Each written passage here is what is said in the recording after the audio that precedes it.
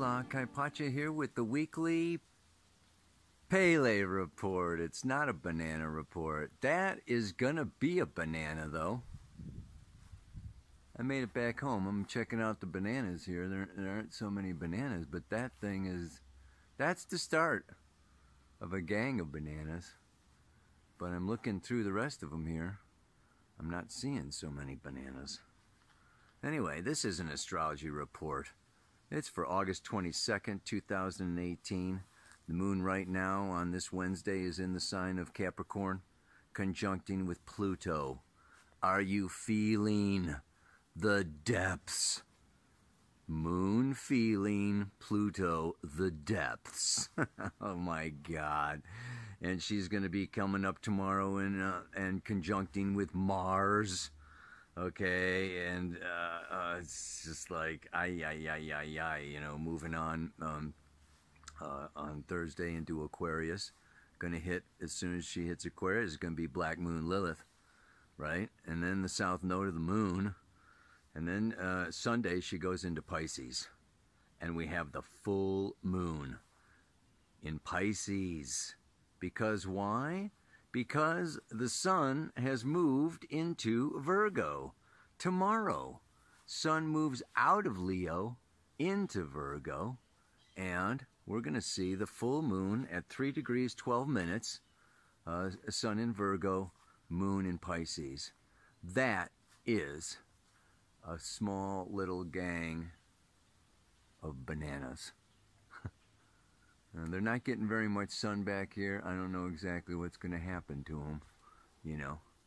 But maybe I'll let you know. Maybe not. But the great thing, as you can see, is if you look at the chart at the beginning of the video here, you will see the grand trine in Earth. Because as soon as that sun hits and goes into Virgo, you know, he's coming into a grand trine. Saturn in the early degrees of Capricorn, and Uranus in the early degrees of Taurus. Yeah? So we have a Sun, Saturn, Uranus conjunction. Not conjunction, grand trine. I got bugs crawling on me. I'm trying to get the flowers. There's only so much a person can do, man. Oh, God. Yeah, so the grand trine in Earth, Virgo, Taurus, Capricorn, Sun, Uranus, Saturn. I'm going to be talking about that. And the only other, really two other aspects that I want to be bringing up, you know, today is that Venus, okay, you know, moving through Libra, is coming into a square with Pluto on Sunday. All right? And last but not least, Mercury, okay, you know, having gone direct, is going to be coming back to, you know, his third square with Jupiter. And that is going on, you know, through the weekend and is exact next Tuesday. Oh, well, the only other thing is what? Finally, Mars is going direct. Next Monday. Okay, what do I want to talk about today? Oh boy. This is a tricky mantra. I'm trying to put all this, you know, condense so much of what's going on, you know, into a little 4-line mantra, and then into a little tiny, you know, 15-minute Pele report. It's just like, whoa. There's so much, and it's so deep, and it's so vast, and it's so powerful. This is a very big time. So we just have to put everything into context. And the context is that we're going through a massive transformation from patriarchy to matriarchy, from male domination to feminine, you know, power, you know, re-empowerment. Okay, changing the dynamics of relationship, of marriage, of monogamy, of polyamory, of parenting, of, you know, how we are procreating and how the species is going to survive. And I mean, and then what? We've got the 3 bad boys. I forget who said that, but Mars, Saturn, and Pluto. The three bad boys, they're all up there in Capricorn, okay? External authority figures, you know, we're just kind of seeing it spread out all over the news, you know, with, you know, presidents and corporate leaders and Twitters and twangers and tweeters, whatever, you know. I mean, our models are crumbling, okay? The examples of what it is to be a leader, of what it is to be powerful, of what it is to have integrity, of what it is to be an authority, these are all transforming. This is what Pluto is about. Redefining, okay, destroying false, you know, examples, personas, masks, okay, of what is true, right, integrity, moral, ethical, whatever, you know. Saturn coming in here. So we're all kind of going through, this is a time of like a great reckoning. You know, this is a great reckoning. How on track are you? How in truth are you? And Jupiter then moves into Scorpio, which brings it on to, you know, an emotional level, an intensity level, a sexual level, you know, financial level, okay? You know, Jupiter in Scorpio is calling us. What is Scorpio? Shared resources, shared finances, the possessions of a partnership, okay? It's like, you know, and Jupiter is expanding our consciousness through confronting the deeper, darker secrets. Scorpio is secrets. Okay, Scorpio has to do with psychotherapy and analyzing our deepest primal emotional needs, our sexual, you know, expression. So it's just like, you know, this is a time, and this is what this mantra is about. By expanding my consciousness, by diving way down deep. Diving way down deep is diving into my personal, emotional, soul, evolutionary needs.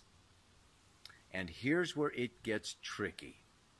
Because Capricorn and Aquarius, the south node of the moon in Aquarius, Mars in Capricorn going back into Aquarius, after having been in Aquarius, okay, this is very social. And we have the groups now, and, you know, it's like to be cool or get followers on Instagram or YouTube or Facebook. You know, I was just watching J.P. Sears' thing on how to get a huge following on Instagram, you know, and he's a comedian. I don't know if you're familiar with him, but it's great, man. I'm not going to describe what he goes into, but it's just like, you know, all the selfies and all this thing about belonging and wanting to get, you know, social recognition. This is Capricorn. And, you know, Aquarius is groups, organizations, you know, the World Wide Web. And and this leads into collective consciousness, and this leads into, like, you know, I don't know, there is this group consciousness, and it's mental. It's Aquarius, fixed air, and it's, you know, Capricorn, you know, Earth, cardinal Earth, and you know, business, okay, and what looks good, and what's going to sell the most amount of my product, or, you know, what's going to make me financially secure. So there's, you know, there's this kind of thing going on now that is how to make it, and it's very mental, and there's instructions, or, you know, there's like just ways, okay, you know, of, you know, making it in the public eye. And water, Jupiter is in Scorpio, and now the sun's going to be moving into Virgo, and this is purifying. This is perfecting. This is analyzing. This is really coming into, okay, my feelings. So it's not what I know or what looks good or what is on the surface or how this relationship, you know, is working in the public eye or this, that, or the other thing. This diving way down deep is saying, Jupiter in Scorpio is saying, you know what, let go of what's popular, and what's popular now is rebellion. Yeah. You know, we're rebelling against the patriarchy. We're rebelling against, you know, the old masculine domination, you know, and there's the, you know, we're swinging all the way over into, you know, absolute freedom. Okay. No laws, rules, boundaries, all the authorities and all the Capricorn, Saturn, you know, stuff is like, you know, kibosh, old fashioned, past, suppression. You can't, you know, you can't be free and be, you know, suppressed at the same time. And there's all this kind of, you know, social revolution against what has been established. And it's going big time. It's swinging big time. And Jupiter in Scorpio is saying, like, really look at your own personal relationship, your own personal emotional sexual needs in and with, through partnership and financial. But this whole thing that that we want to get into, yeah, is that this whole year, yeah, is the year of alchemical transformation through death and resurrection. This is a letting go. And it's a letting go of old stuff from childhood, from past lives, that's being laid upon us by our friends, our peer groups, society, or the internet, or fashion, or whatever. It's dying, okay, to this persona, this mask that I wear out in the world to look cool, to be treated with respect, dignity, to get the job, to get the attention, whatever it is all about, and to come home and to come into what is my soul calling for. There is no recipe. Okay, I cannot lay out on a Pele report what is, you know, so and so and so and so. Everyone is totally unique. And that's why we each have a unique birth chart. Your needs when you are in your teens are different than your 20s, are different than your 30s, are different than your 40s and your 50s and your 60s. Your evolutionary stage from the consensus, 3/4 of the population spending lifetimes just getting our physical, financial, body, you know, gravity, survival, Saturn world, making it in the third dimension. Many lifetimes doing that, moving up the ladder, getting to the top of that into the individuated, which then rebels, okay, and has to do it my way, and I don't listen to anybody, and I'm an individual, and I do all this Uranian, you know, mental, develop my own genius, and da-da-da-da-da-da-da, until I become, you know, the hottest of the hot, okay, and the smartest of the smart, and the super frickin' elite, and I am so individualized, I am disconnected from everybody. And then diving down into the spiritual. 5% of the population moving back from the head into the heart, into the Neptune space. So, you know, this is just saying, okay, we've got these different evolutionary stages. You know, you can break the 3 into 9, 3 stages within each of those 3 stages. Then you've got your age, just your age, period. Are you through your first Saturn return? Have you done your Moon's node return at 37, 38? Have you done your Pluto square, you know, at 40? Have you done Uranus opposite Uranus, your midlife at 42? So you know, it's our soul's evolutionary intentions, and the soul is unconscious, okay? Our desires change.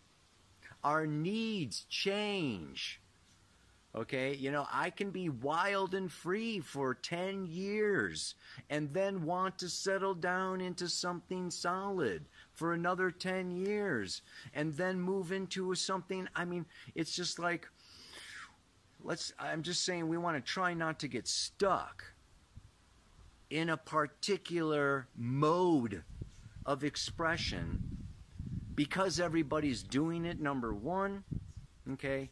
And and because, it's just, there's pressure, exerted from the outside to be a certain this, that, or the other thing, where it is my partner, my most intimate lover. What is going on in our person? What is going on between us? And can I connect? Can we connect?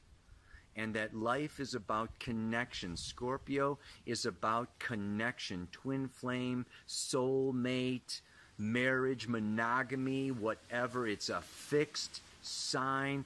And there is great abundance, great wisdom. Jupiter, guru, god of wisdom and teachings, moving through Scorpio until November in a beautiful trine to Neptune, and coming into a nice sextile with Pluto.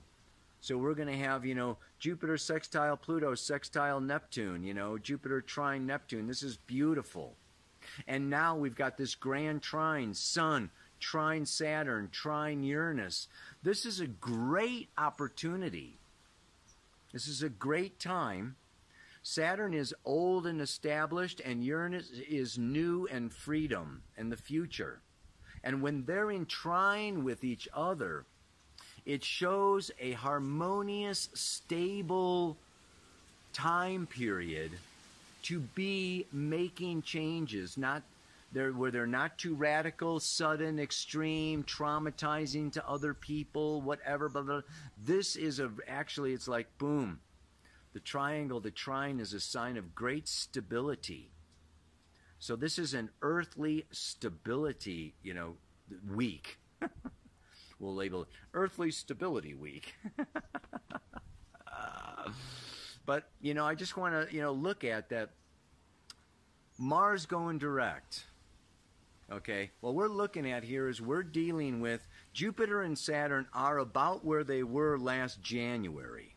Yeah? So last January, now they all, went back, and we may feel like we're treading water, or we're dealing with the same issues or the same problems, or we're making, slow progress, or we're spinning our wheels and not going anywhere. But this has been like a 9-month pregnancy. I've said it before, and I'm going to say it again. This Mars is going direct now. Saturn goes direct September 6th. And the work that we've done is going to be paying off. Mars is where Mars was back in May. Okay? Yeah, at 28 degrees of Capricorn, stationing. Mercury is where it was in the middle of July, a month ago.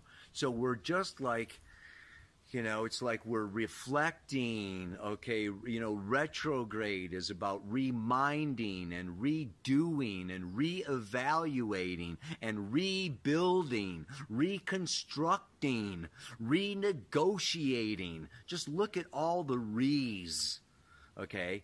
It has to do with communication, and this Mercury squaring Jupiter now, okay, is bringing up conversations, bringing up, okay, issues, maybe bringing up secrets. This is such a time for radical honesty according to my deepest fears, needs, and actions. And it's just this, as we go deeper into our emotional needs, it becomes clear. This is working, this is not. This relationship is, got a future. This relationship doesn't. Okay? These 5 relationships that I'm involved in, I want to narrow down to 2 or 1, Or I just, I need some space. I need to rebuild or reconstruct, within myself. I mean, it's all according to your personal chart. But, the collective now is moving through this time. Now as Sun moves into Virgo, discrimination and discernment. Where am I putting my energy? Where am I putting my seed? Where am I putting my love? Where am I putting my emotional, desire? And aiming it, directing it consciously. Yeah? Not just like, boom, slapping myself out there in an impulsive wave. There's very little impulsive about Virgo. So here we go, folks. This, we've come out of Leo, and we're playing. I mean, that sun, but we want that play, okay, to be clean. I was just thinking about this. Virgo wants clean fun. Yeah. Think about is the fun that you're having making you feel clean and bright and in integrity and living according to your own moral standards, or are you feeling dirty, or you're feeling bad, or you're feeling like you wronged somebody, or you hurt somebody, or whatever, it's just like this is this beautiful time, of just like really seeing for ourselves what makes us feel good, and acting and speaking. Okay, and what makes us feel good is when we make other people feel good, when we bring peace and love into the world, when we, make our partners, smile. These are the things that, when we do our exercises, our yoga in the morning, and our body feels good. I mean, it's just like, as we do more things about, that make us feel good, it's like we know we're on track. And it may be popular, it may not be popular. Okay, our friends may scoff, our friends may, praise. Our, the public or whatever may like or not like. It's like, but you just, there's this feeling. That's what I wanted to just express for you today. Yeah, as this full moon in Pisces, yeah, is so spiritual, and it's so much about divine love, and the sun in Virgo is just about, really purifying and purging and, getting ourselves in alignment. So, yeah, the mantra, as I expand my consciousness, okay, by diving way down deep, it soon becomes clear what has to go, yeah, and what I need to keep. Yeah? When we tap into that kundalini, when we tap into our water element, this Jupiter in Scorpio, and we get into our earth and water, it's grand trine in earth. This is feminine energy. Full moon in Pisces, another feminine sign. Capricorn, earth, feminine. We got a lot of feminine energy. This is inner, reflective, introverted. Time to do the inner journey. Yeah? And it will produce great results in terms of clarity. Okay? About what's working, what's not working, where I need to go, where I don't need to go, and it's time to just like, do a soul house cleaning. That's Virgo, man. Soul house cleaning. Full moon in Pisces. Ow! All right, baby. One more time. Oh, as I expand my consciousness by diving way down deep, it soon becomes clear what has to go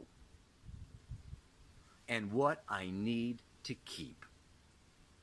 May you do your little house cleaning, throw out that old crappy cobweb stuff, and hold on to those precious gems and jewels that are uniquely you.